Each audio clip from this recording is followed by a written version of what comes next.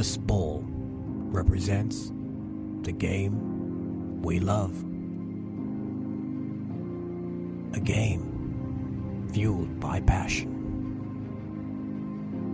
But there are those who wear no number, nor are they in the locker room or the field of play. But they are there for every high and every low. Yes, they are watching every kick, tackle, and try score. Yes, they are there for when you need them most, because they are the Major League Rugby fans. And the time has come for you to stand with your team. Join us at shopmlr.com today. And here we are, rugby fans, back for another episode 99, in fact, as we creep ever closer to that 100 cap mark for our team here on the Rugby Rant podcast show. As a reminder, for those of you tuning in, my name is Ty Braga, today's host. Joining me, of course, is Rob the Hammer Hammerschmidt, and in the absence of our co-partner, Scott Ferrara, we pulled in the big guns again. Seriously, he's got to be on the payroll by now. That is Mike, the Grand Poobah Perazzini. Welcome back, my friend. Always a pleasure to be on. I think we're definitely going to have to get you on the Christmas list or something, and like the team's party or something. I was going to say, I've definitely earned a cap at this point, so whenever you want to send that. We're working on something. We got something in the books for those couple people like yourself that are regulars and help us out and contribute to our fans' understanding and knowledge of rugby in the United States and Canada. Exactly that. And to be able to share with our fans, it's best we dive into Around the Pitch.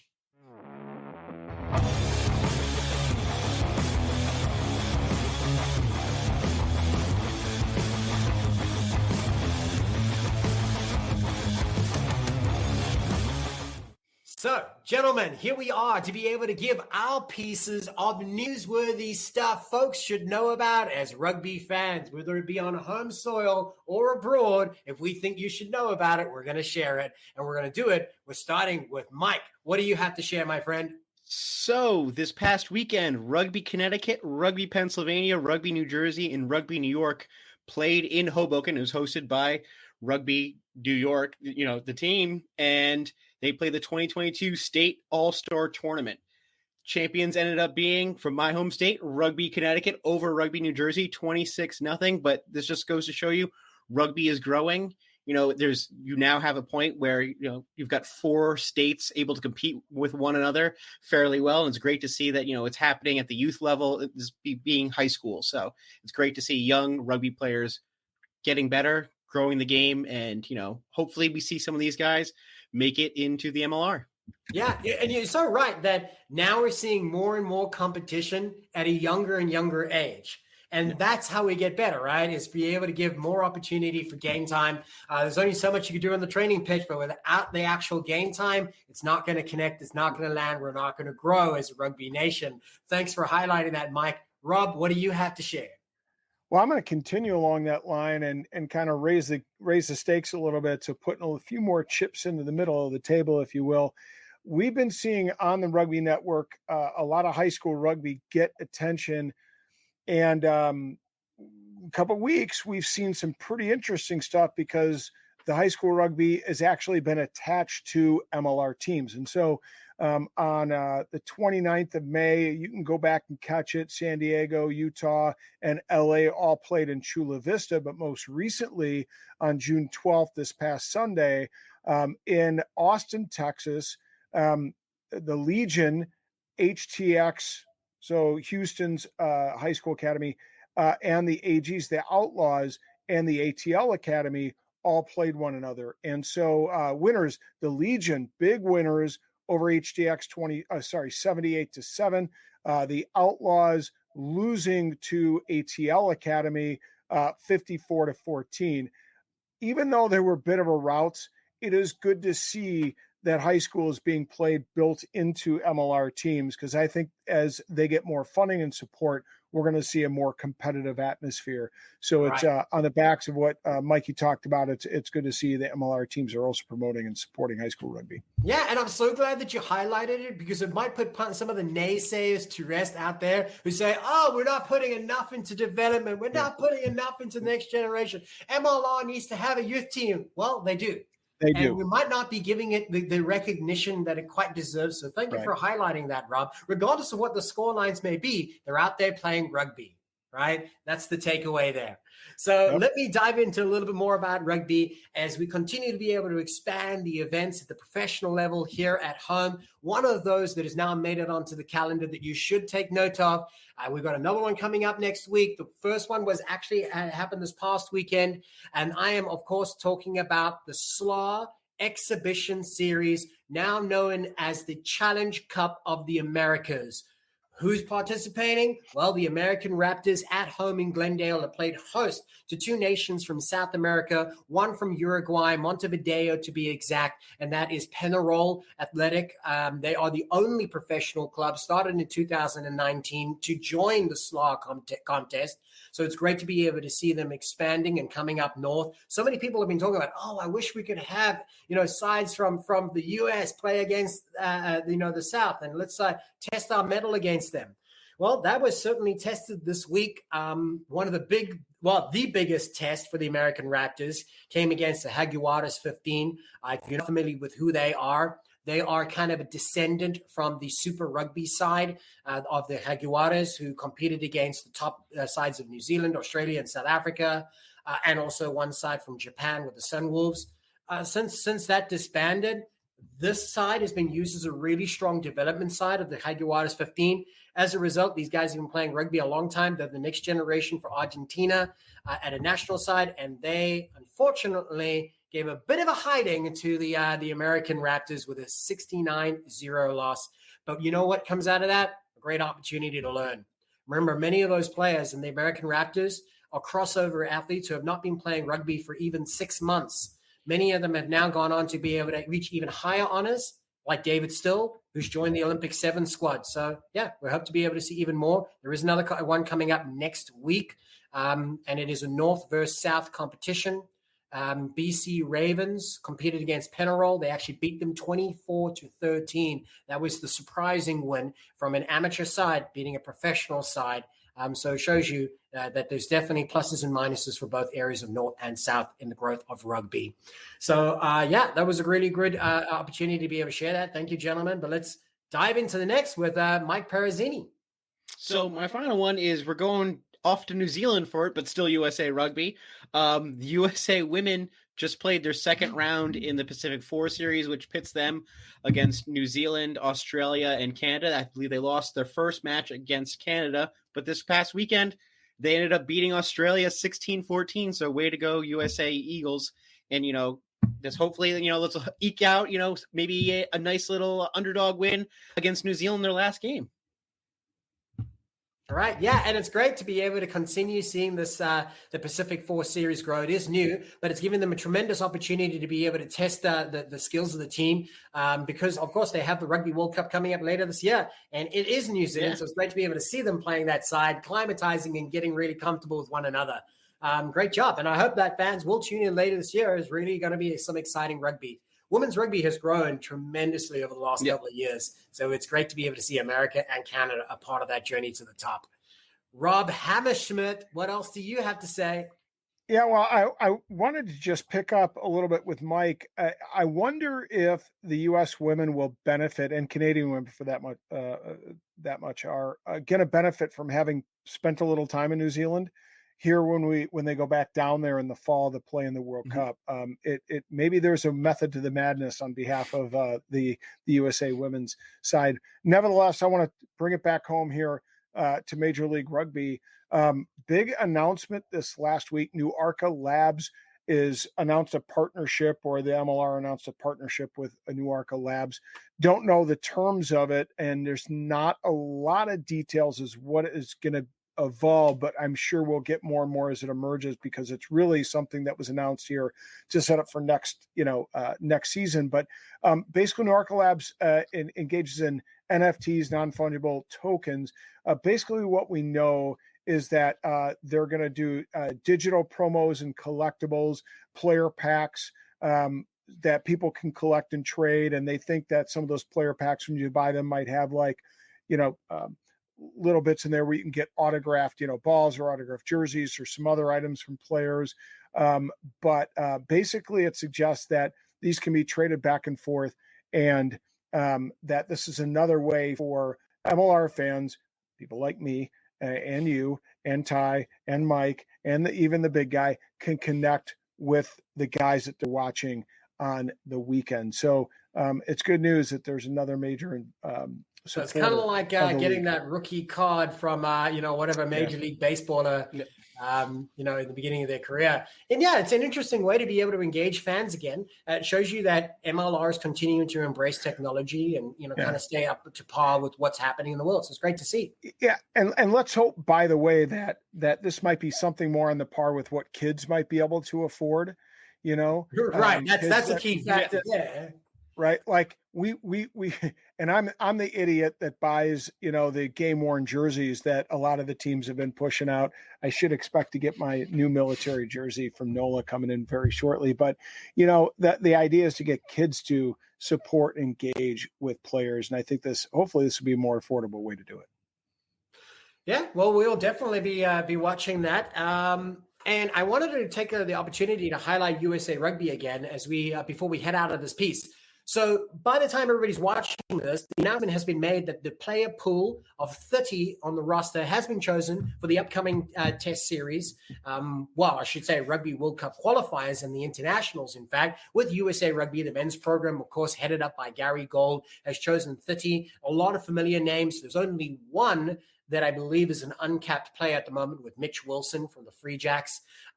So it's going to be an interesting mix-up. And if you wanted to be able to hear our thoughts on that, and as we dissect it, you can continue to be able to hear more about that by following us on patreon.com, our new home for all the additional content that for you as a fan will give you a deeper insight to what we think, deeper analysis, and you can join us again at patreon.com under the handle at Rugby Rant Pod. For only $3 a month, you can get all the good stuff, and that helps us keep doing what we do here on the Rugby Rant Podcast Show. So, gentlemen, we are now done with what we can call Around the Pitch.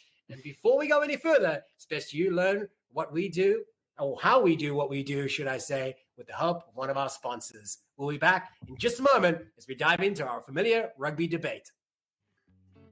Tighthead Brewing Company is not just Chicago's premier location to watch rugby and enjoy quality ales and lagers. It is also a great place to enjoy local acts performing live music every Thursday and Saturday nights. Additionally, their Wednesday night trivia nights are something not to be missed. Tighthead is located in Mundelein, Illinois, and easily accessible for many Chicagoans, as it is just steps away from the metro. Owner Bruce Durr and the Tighthead staff are dedicated to ensure your microbrew experience is as tight as their beers. Bruce's love for rugby extends beyond the origin of his brewery's name. Tighthead is committed to supporting the rugby community. This includes his support for Lake County RFC and our own Rugby Rant podcast show. Tighthead's tap room is like the familiar rugby clubhouse in which friends and teammates can meet, socialize, and enjoy the wide variety of brews on tap. Regardless of whether your palate enjoys a good IPA or a dark barrel-aged brew, Tighthead can deliver. Hey, Chicago, when you want rugby, Tighthead Brewing Company will satisfy your thirst. Tighthead, it's worth more than a try.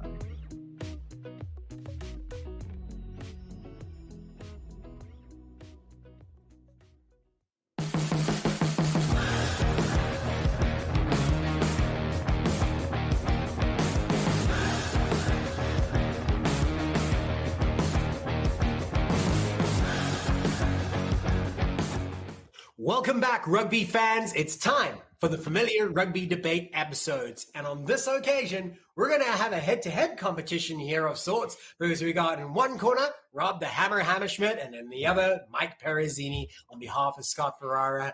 This is going to be a battle. These are like two veterans of the show here. Right now, we've got Mike, who's got some really great insights for New York. It's great to be able to have you here because you obviously have been following them all season long. As a great ambassador for the fans, we're going to get your insight, much like we will for Rob, on the recent conference eliminators. So we're going to dive into the review, what they think the teams should learn from that experience as they are progressing into the conference final. And then finally, we're going to end this piece by asking them, who do they think is going to win and take the honors for each conference, of course, in the West and the East. So gentlemen, before we dive into it, it's best we remind everybody what exactly happened this past weekend. Well, obviously, with a tumultuous time in MLR, surprisingly, San Diego Rugby players got called back from what they thought was their vacation to be able to say, hey, guys, news, you're in the conference eliminator. So, but it was also, interestingly enough, on the back of a bye, because they had their bye week right at the end. So they actually had 2 weeks of no rugby. Was this a factor? We'll find out what you guys think. But we're going to ask them to review the two matchups, the first of which was Rugby New York versus ATL. And the score settled in the end at 26-19 in favor of Rugby New York, who, of course, advanced to the conference final in the East. And then in the West, it was Seattle and San Diego, as I alluded to a moment ago, that competed for the honors there. San Diego certainly, as I mentioned, had some factors in their disadvantage. So we'll learn what you guys think about that. But the score ended with an unflattering 43-19 in favor of Seattle Seawolves. So, gentlemen, time to debate. And we're going to open it up with our guest, as we usually do, Mike Perazzini.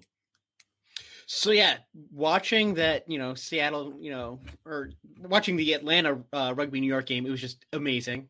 First playoff win for Rugby New York. All those years, that heartbreak against San Diego, the heartbreak last year against Atlanta. This seemed like it was some sort of revenge, going down there and winning big. It was a very close game. Back and forth the first half. I think we scored those first few penalty kicks, and then I think they, ATL creeped back as well, and so it was within 3 points going into halftime, I believe.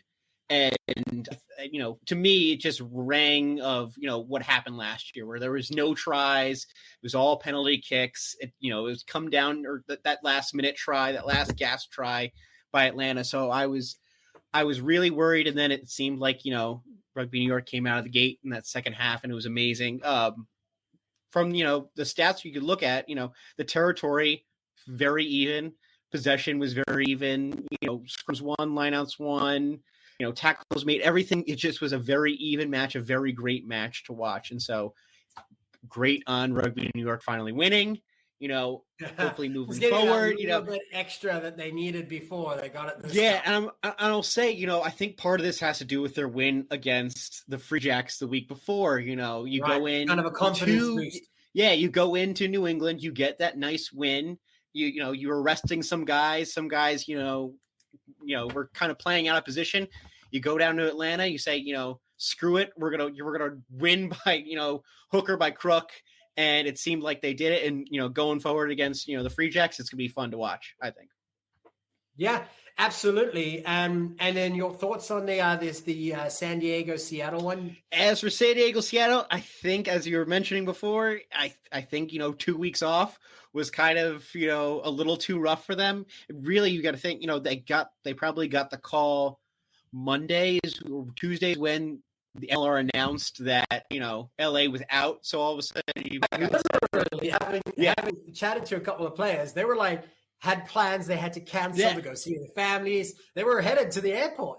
So at least with Austin, Austin knew that they were out, and so you had Seattle's like, oh, we've now made they ended up winning, thankfully, but they made it up, and so a little extra, and then now San Diego going from cooling down to now you got to ramp it back up again.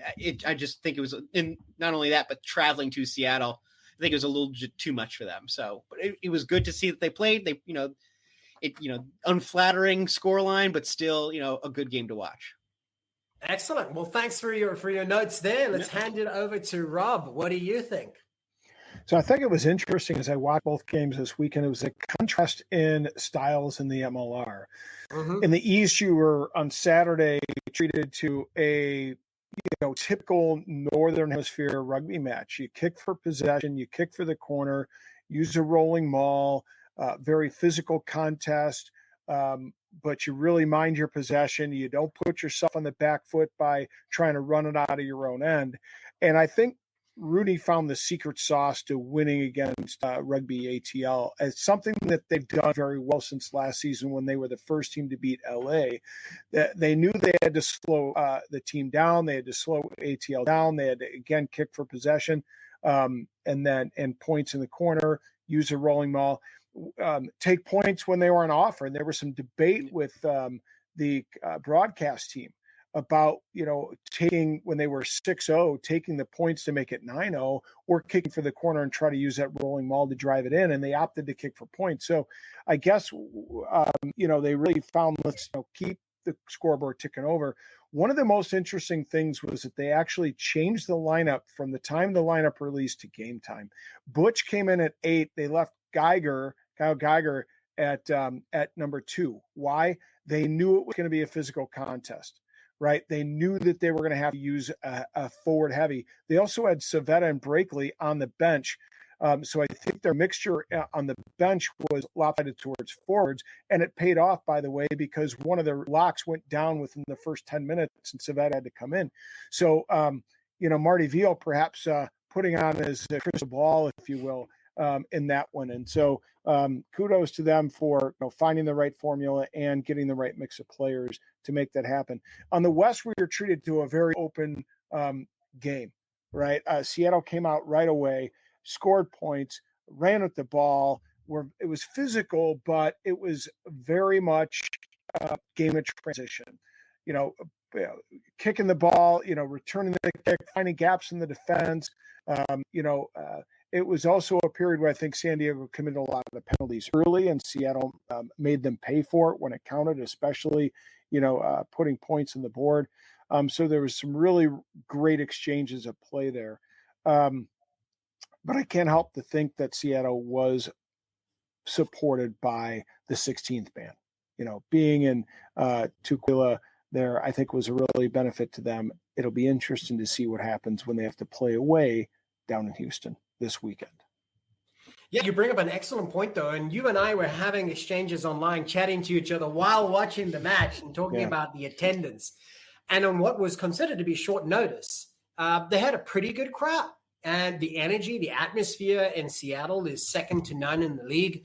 It's always been the most consistent, bar maybe Utah being able to rival them in overall attendance. But the energy is so great. And you think about that 16th man. They mentioned it so many times in the commentary. It is so powerful. We spoke about it later. You'll see an interview with Danny Tusitala, who speaks about that presence of the MLR rugby fan being such an incredible factor in the energy they bring to the field. And that's no more true than when you look at Seattle.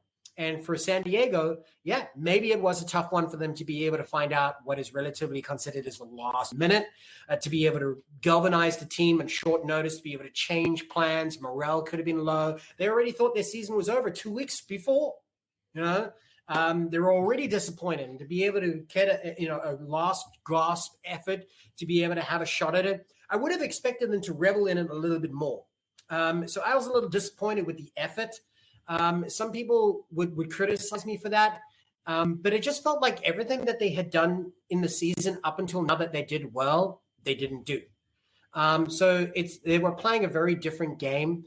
Seattle had control of it from the start, I feel, very much similar feel to what Rob was saying. Now, with the East, Rob, you referenced this a little while ago and have done several times before. It's kind of interesting to be able to see how it is changing from one style of play I'm referencing, from one part of the country to another. And maybe that's because of who comes into those teams. Maybe it's because of the coaching. But I tell you what, it's no less attractive rugby to me, whether it is a higher scoring game or if it's a lower scoring game. But what's important is that it's entertaining and it's great rugby. So both of them provided a quality product, but for different reasons. And as a rugby fan, you're spoiled for choice in the MLR. You got a little bit of everything. And as we continue to move forward and define what that style looks like, it's going to be interesting to see what it may look like. But this season has already been great. The conference eliminators out the way now. Rugby New York taking the honors on one side and Seattle taking the honors on the other.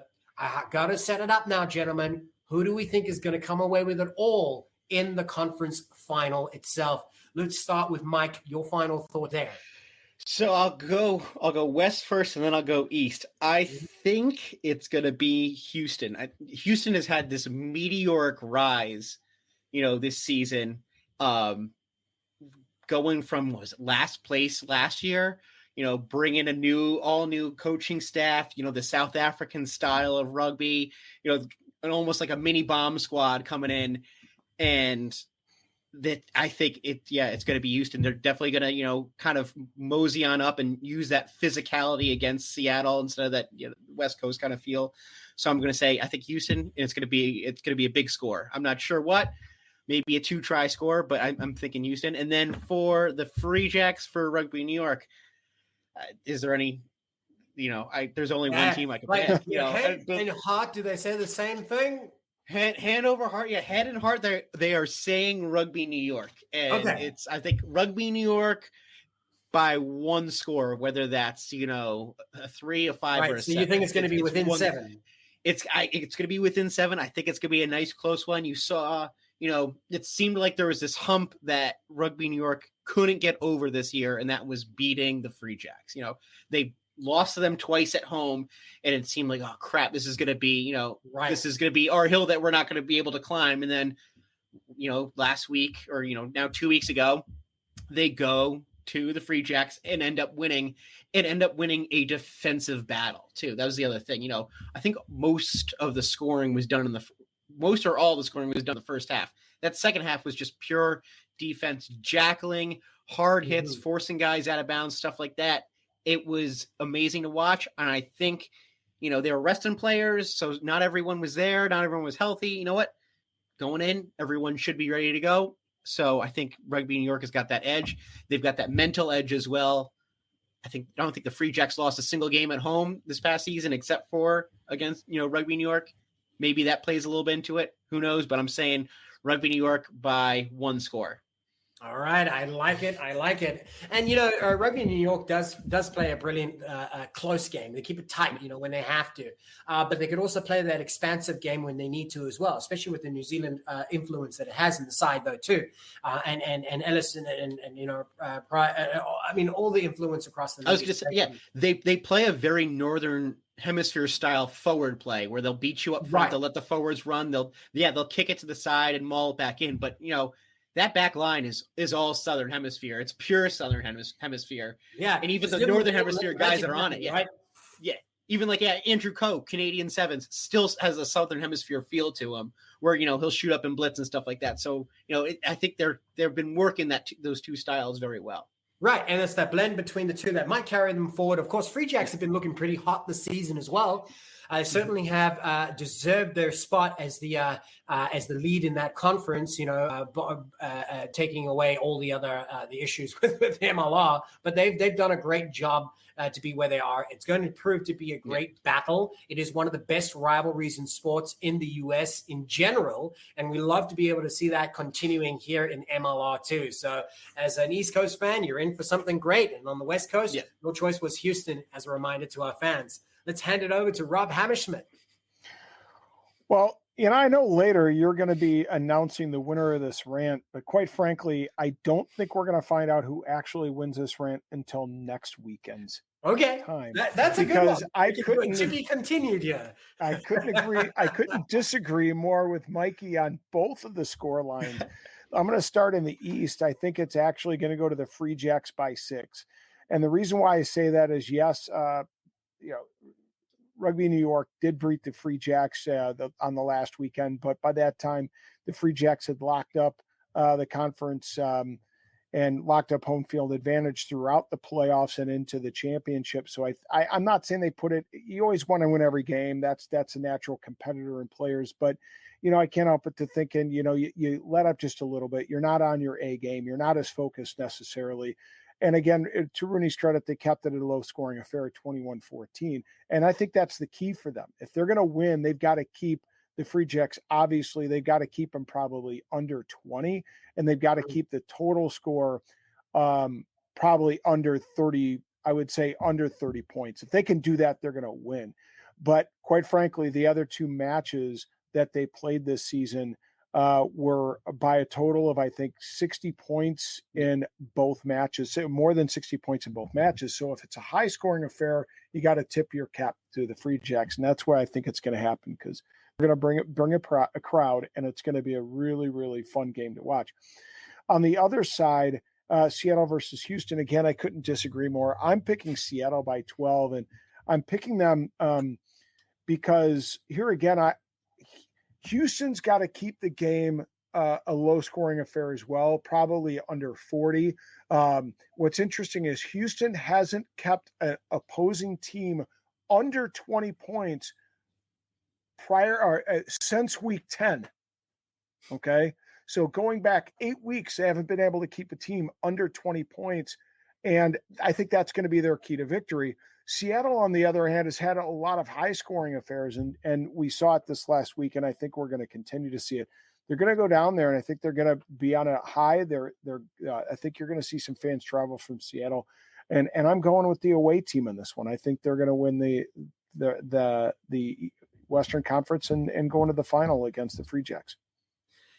It's an interesting one, though, and I like how Seattle by 12. By the way, Seattle by 12. That's my prediction. Seattle by 12. Yeah, I think you mentioned that. I mean, that's a pretty bold one, though, or maybe it's not. Yeah, I don't know if I should throw my prediction out now, though, because you both have made really good points. But with Houston, I agree in the fact that they need to be able to keep the points low. They haven't performed well when they've gone behind on points. They just haven't been able to cover the gap. To that point, Free Jacks will put the pressure on immediately right from the start. They want to get as many points on the board. So pretty much the tactic is the same for both games. Is try to keep the scoring down in the first half and play the expansive rugby in the second half, because the legs will be tired. It is the end of the season for most of these guys. The benches are a little bit thinner than they were when you started the season. You don't have the same amount of gas in the tank that you once had. For Houston, typically they have a history of running out of gas at this stage when it gets down to the end. Seattle, on the other hand, have a history of doing well under pressure. So I think in that regard, I think it's in their favor. That being said, they have not typically over the last two seasons, in my opinion, traveled that well. Now, if you do think that there's going to be a whole bunch of Seattle fans rocking up, that might be a different story. Who knows, right? The Seattle fans traditionally do travel really, really well. And I hope to be able to see in both stadiums, no seats open, right? That's a dream. That's a dream for rugby as a whole, that you should be able to fill the seats for semifinal like this, or knockout stages. I'm going to be bold enough to be able to give a prediction, though. I'm going with the Free Jacks as well, with a score of about, I would say, inside of 7 on the win against New York. And I think I'm going to go with Houston with about 2 or 3, if they can keep the scoring down in the first half. If they get 20 points against them in the first half, they won't make it back. So it's not much of a prediction on the West for me. I guess I'll know by halftime. And I guess we'll know who the winner is of this rant come next week. Yeah. But gentlemen, it has been another great debate, and that's what we do here on the Rugby Rant. So we promised and we delivered, and you can tell us whether you think we're on par, whether we're way off base. As a rugby fan of course, Major League Rugby in the show, we encourage you to be able to tell us if you think we're total rubbish. So you could do that online by following us under the handle at Rugby Rant Pod. Maybe you agree or disagree with any of us here. So let us know, again, under the handle at Rugby Rant Pod. We want to be able to take the time to be able to highlight our guest here. I don't know if we can call him a guest anymore. Certainly our super sub, that's for sure. Mike, again, it's a pleasure to be able to have you with us. And it's always a pleasure. I'm sure it won't be the last time that we see you. And I'm glad for that. Yes, it's always a pleasure to be on. Yeah, I'm glad, I sneak in here every so often. I've kind of tricked you guys and think that, I kind of know about rugby. So it's good that you believe me sometimes. We don't know a damn thing either. So you're in good company. It's a good thing you're on this show. So yeah, it is a pleasure to be able to have you. We're always great fun. You're always a good laugh. And that's what really the show is about. Between myself, Rob, and Scott, we love doing this. We do it purely out of the passion for the sport. And you're certainly one of those people as well, Mike. And for all the fans who continue to be able to tune in week after week, thank you for your continuing support. We really, just like the players, just like the organizations that support them, all of this is for you. Without you, none of this counts and none of it will continue to grow. So thank you for your support to rugby in whatever form it may come, and continue doing it, because with all of us headed in one direction, that Rugby World Cup that seems far away now is going to be on our doorstep, and we continue to be able to see the next generation work closer and closer to that. And that's for you as fans and for any of you that support rugby players and the clubs out there. So on behalf of myself and the rest of the gang, thank you for tuning in. We'll be back in a few moments with Danny Tusitala from Old Glory DC in the Run, Pass or Kick interviews, but not before we hear something from one of our sponsors. Thank you. We'll see you again soon. With over 37 years of experience, American Rugby Outfitters have been dedicated to providing quality rugby gear to those who like to get dirty. The ARO team prides itself in delivering the highest quality rugby gear that will withstand the punishment rugby dishes out. Brands such as Adidas, Barbarian, Gilbert, Canterbury, and ProTech will deliver when the game gets tough. Whether you need team uniforms, boots, bags, field equipment, or swag for the Postmaster Social, ARO is your source for quality rugby gear. They can set up your club or business with a team store like they did for us to ensure every member looks as good as the pros. If the international game is your vibe, ARO will carry you across the line with officially licensed gear from the Eagles, Springboks, All Blacks, England, Ireland, and Wales, amongst others. Visit rugbygear.com and check out all that the folks from American Rugby Outfitters have to offer. Use the code RANT15 to get a 15% discount site-wide. As an added bonus, when the items in your cart are $100 or more, you get free shipping to anywhere in the continental United States. Don't forget to check out our line of Rugby Rant gear available exclusively at rugbygear.com. Don't forget to use RANT15 to get 15% off your order site-wide. American Rugby Outfitters, dedicated to the toughest demands in the world's toughest game.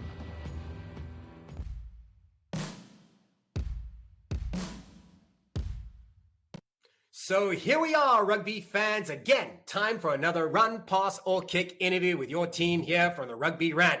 A quick reintroduction. My name is Ty Braga, host of today's activities, and joining me is, of course, Rob the Hammer Hammerschmidt. But more importantly, who is in the hot seat today? Well, we welcome all the way from Old Glory DC, Danny Tusitala. Now, this is an incredible honor. Even Rob got kitted out for this one. I didn't get the memo. I apologize. But Danny, welcome to the show. Hey, thanks so much. Thanks for having me. It's a pleasure to be on the show. Ty, you mean Danny didn't send you a shirt? He sent me a shirt. Clearly, I know who's getting all the kicks then. I'm kidding. Definitely. You're not on the Christmas list anymore. That's it. You're done. I fished this one out of my I fished this one out of my son's drawer because it was a gift from his aunt and uncle who live in DC. So I'm kidding. Yeah. All right. So let's take the opportunity to be able to remind those tuning in how the Run, Pass or Kick interview works. And to be able to run you through it, I hand you back to Rob Hammerschmidt. Thanks, Ty. And again, welcome, Danny. It is an absolute pleasure to have you on the show. Somebody of your caliber and station in rugby. It's always fun to pick your brain and talk rugby. But for those folks who are just tuning in, we're going to introduce you to the Run, Pass or Kick interview. And it works a little like this. We're going to throw questions at Danny, and we're going to prompt each question with Run, Pass or Kick. And just like any good rugby player, including somebody of Danny's caliber at the number 9 position, he should be able to do all three things deftly. That means he can run with it, which is to say he's going to answer a question. He can pass a question, which is to suggest he doesn't want to get himself into hot water with either Sheehy or Dunleavy, or he can have a little fun with us, put us on the back foot, make us work a little bit, and he can kick the question to us, which simply means we are going to attempt to answer the question in a way that Danny or we think Danny would answer. And he can leave that answer stand. He can tell us we were shite. He can tell us we were spot on, or he can provide his own context that give you, the viewers, just a little bit more information that you're looking for when you come visit us for Run, Pass, or Kick interviews. Danny, are you ready for the Run, Pass, or Kick challenge, my friend? Yeah, I'm looking at doing a few kicks, so we'll see how we go.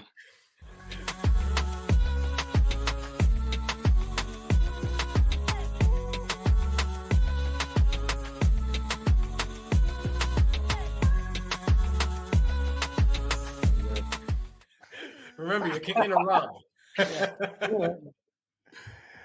All right. And you can direct your kick, by the way, Danny. If you want to kick it to Ty all day long, be my guest. Amen. All right. So we're going to start us off. We always like to have a little fun in the first one. You're known for your flamboyant hairstyle, Danny. When you moved to the States, how hard was it for you to find a qualified stylist? Run, pass, or run. I'll run. It was pretty hard, but I eventually got there in the end and found someone to give me a cheaper deal than because it is a homemade job. So I had to find someone here while my wife was away back home in New Zealand. So just lucky I found someone to give up their time to put in all this effort to just turn this hair into blonde. So I like how he's ready and excited to answer that one. He's like, "Oh man, you have no idea." Yeah, well, I've had it since 2017, so kind of figured out how I can do it myself, but I still haven't managed to do it on my own. So I always need someone else to do it. So if it's not my wife, I've got to find someone who can actually do it.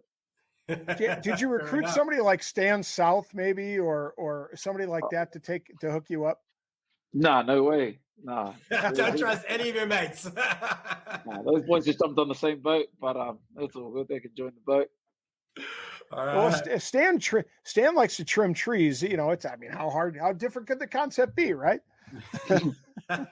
Yeah, I don't know. I've got a lot more hair than he does, so a lot more dye that has to go into this hair. Yeah, it's funny stuff, and a good start. I can see this is going to be a good one. You got a good sense of humor. We're going to keep rolling with that. But I always like to be able to take the opportunity to let fans know a little bit about the background of who we've got here with us. So let's run through a couple of your points in your rugby resume. And for those fans who don't know, obviously, Danny is originally from New Zealand, Auckland, in fact, but played his rugby first in French Division 2.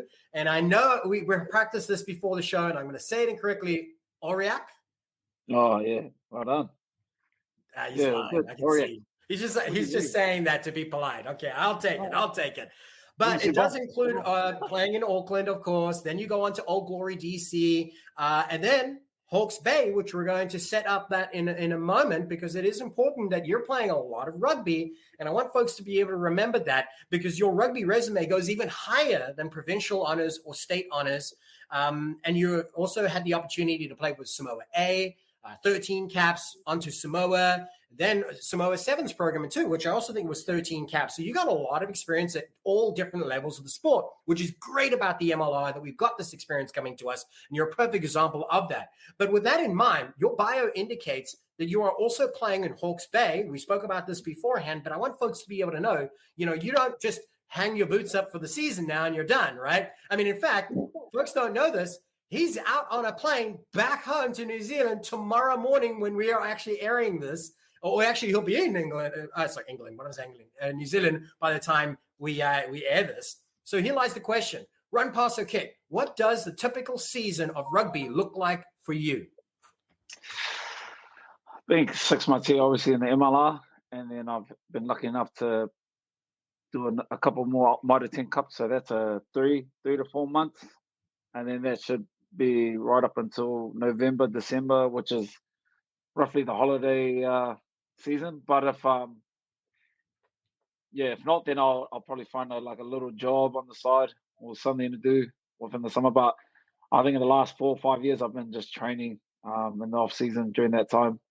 I can't really remember a time where I did have a break besides COVID. The COVID lockdowns back in New Zealand. Everybody had that break. Yeah.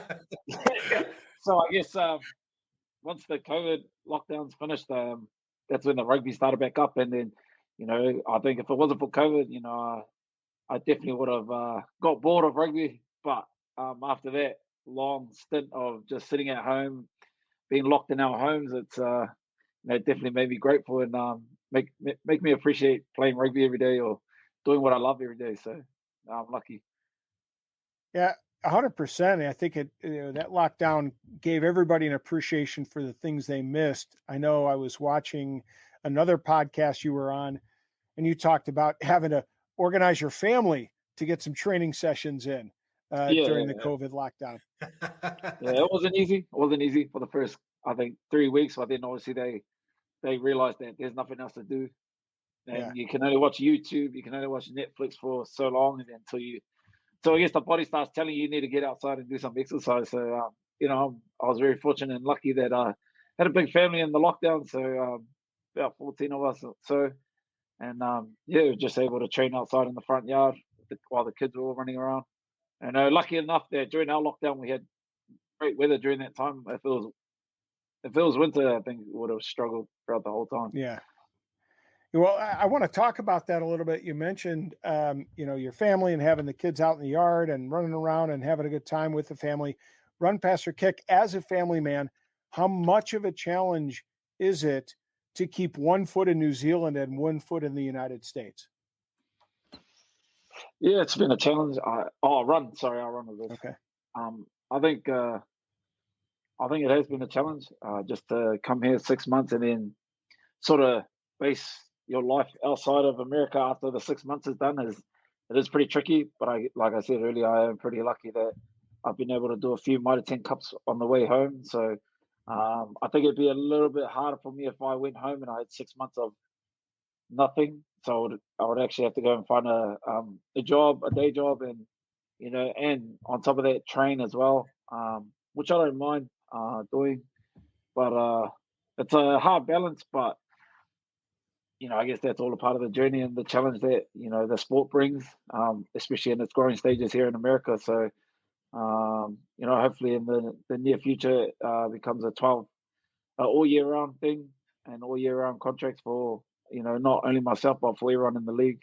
So yeah, I mean, we hope to be able to see rugby grow to that, where every player is a full-time contract, and the rugby calendar is continuously expanding. I mean, people actually argue that there's too much rugby, but obviously we would say otherwise. But it's a great opportunity for guys like you who have the ability to be able to go between North and Southern Hemisphere, right? To be able to keep playing rugby. I mean, it sounds like it's 10 months of your year is pretty much full. So, I'm always curious, guys like you who come from New Zealand and those that come from South Africa or England or wherever it may be, how do they get to be playing rugby here in the US? Run, pass, or kick. Tell us about that journey. I'll kick that to you, Ty.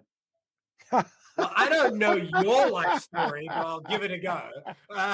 And then I'll give you my side. I've really given this question a thought. So. Danny, he was hoping that ball would dribble into the try zone, and that ball's gone dead. By the way, restart that.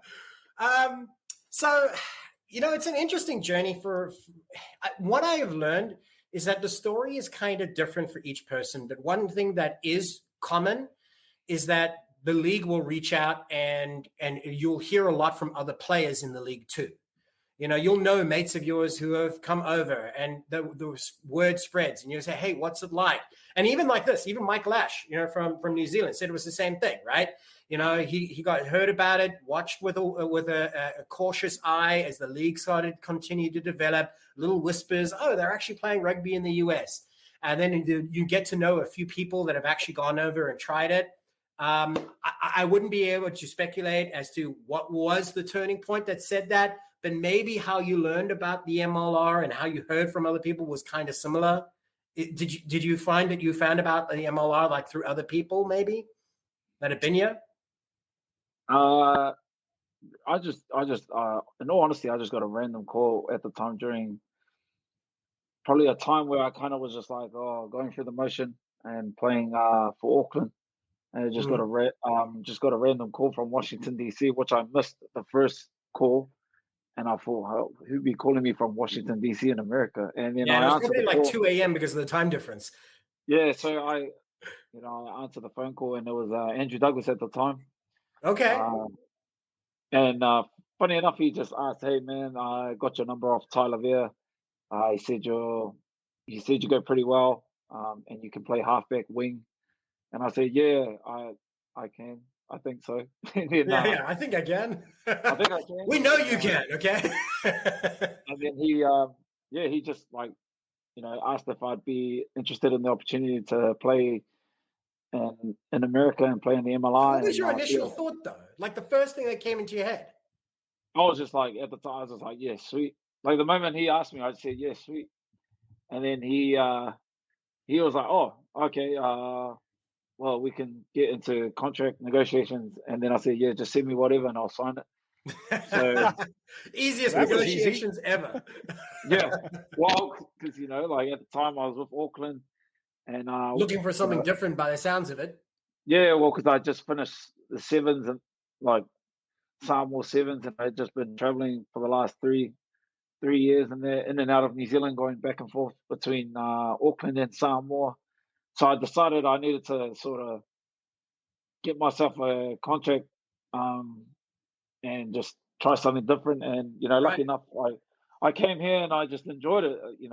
Obviously the first season was cut short by COVID, but in that time I really enjoyed like the environment, just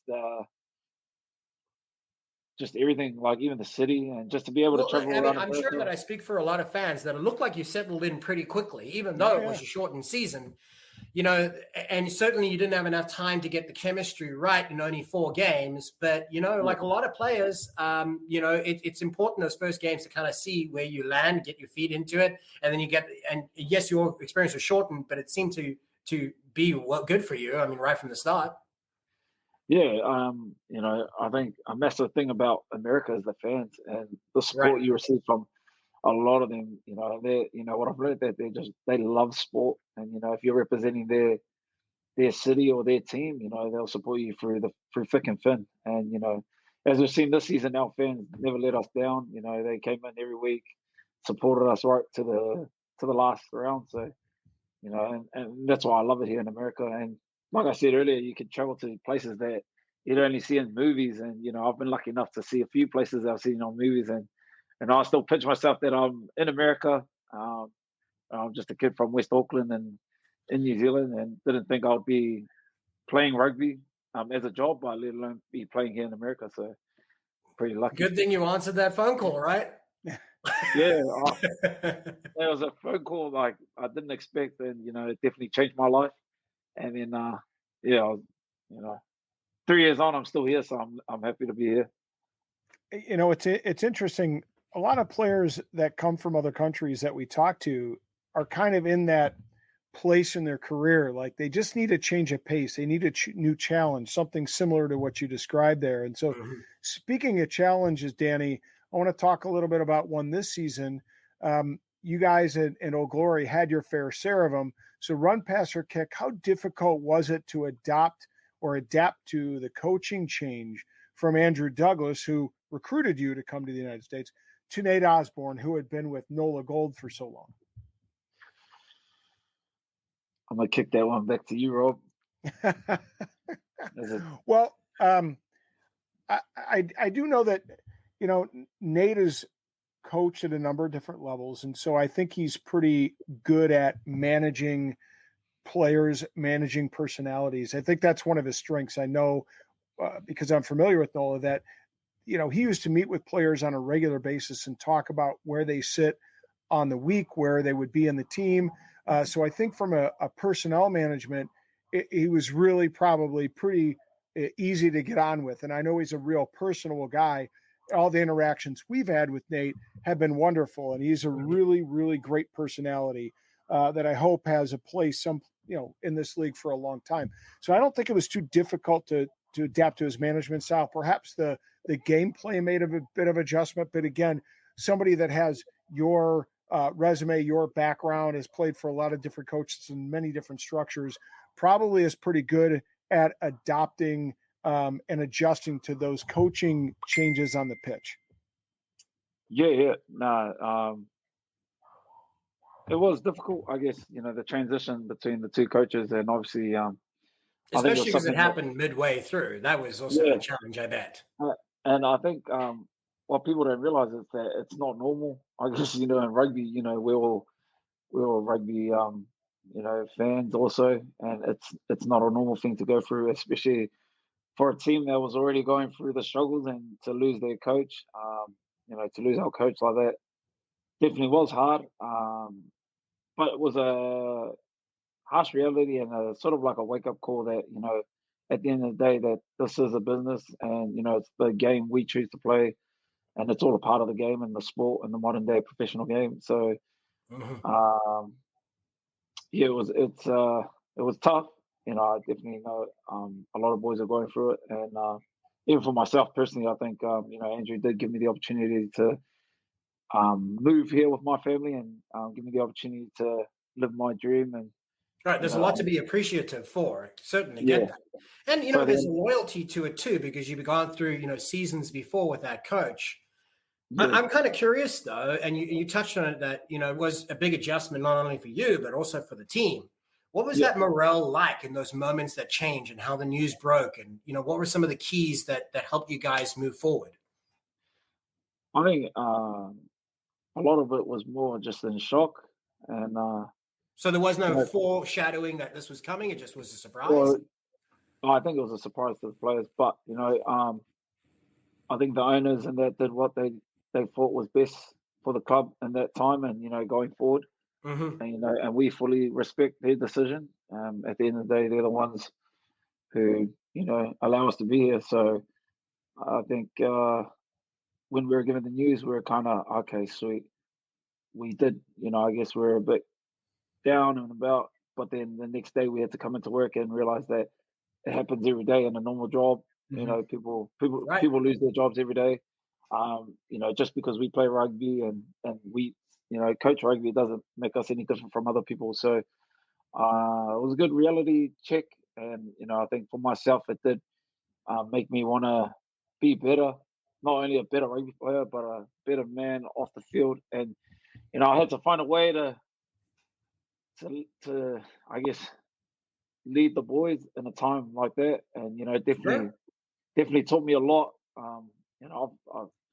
And if you look at the record, shortly thereafter, there was an uptick in the performance, morale, the energy level on the team, work rate went up on the field. So it definitely had an effect. And as long as everybody knows, hey, this is for the bigger picture and the greater good. Everybody's headed, everybody's on the same bus going the same direction, right? Yeah, it was funny. I think if you were to come into our team environment, I think as Nate will tell you, I think when he first came in, he thought that, man, you would have not thought this was a team losing every game every weekend. I think the team culture and the morale was there, and the intent, and everyone's passion to come to work and get better every day was there. But obviously, just little things let us down in the game, and I think in the back end of the season we did show signs that we could compete with the top teams. And oh, sure. And like you said, it's all preparing for the future of this club. Whether I'm a part of it or whether whoever comes in next, know that that we're a good club, and a club that's going to grow in the next couple of years. And whoever takes over the head coach job or whoever jumps in, no doubt they'll have a lot of people backing him and a lot of support from the fans. I think the OG fans are real proud and passionate for us. So. I like that. I like that. Sorry. On that note, Danny, just curious, since you brought it up, will you be back in an Old Glory jersey next year? Yeah, obviously I'm in talks now, and I'm hoping to be back. Definitely is where I would want to play, and I'm guessing the negotiations are pretty easy for you, though, based on what you said before. Yeah, just sign. Yeah. So it's definitely something that I think many fans here would like to be able to see from you. But we want to make sure that our fans at home continue to be able to enjoy this interview by tuning in to be able to catch us on our new home at patreon.com under the handle @Rugby Rant Pod. You can continue to be able to follow us here with, of course, Danny Tusitala from Old Glory DC, a wonderful staple who's been there since 2020. We spoke about that experience all the way through to the season. We'll continue doing that on Patreon. So thank you all for joining us. Thank you, Danny, for being here with us and sharing a little bit with our fans. And we're going to be back in a few short moments. For the rest of you who are joining us on Patreon for only a couple of bucks, you get the extra stuff. To the rest of you, bye for now, and thank you for tuning in, and we will see you at the next.